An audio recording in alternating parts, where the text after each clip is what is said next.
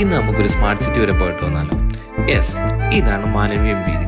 ശരിക്കും ഇവിടുത്തെ ഏറ്റവും വലിയ പ്രത്യേകത എന്താണെന്ന് വെച്ച് കഴിഞ്ഞാൽ ഇവിടുത്തെ കളർ അറേഞ്ച്മെൻറ്റും റോഡും വാൾ പെയിൻറ്റിങ്ങും എല്ലാം അടിപൊളിയാണ്. ശരിക്കും ഞാൻ ഈവനിങ് ഒക്കെ ഇവിടെ ഓടാൻ വരാറുണ്ട്. എന്താണെന്ന് അറിയത്തില്ല, ഇവിടുത്തെ ഒരു ഫ്രഷ് എയറും നമ്മളിവിടെ ഇരുന്ന് കുറേ സൈറ്റ് സീനൊക്കെ കാണുമ്പോൾ നമുക്ക് കിട്ടുന്ന ഒരു പോസിറ്റീവ് ഫീലൊക്കെ വളരെ വലുതാണ്.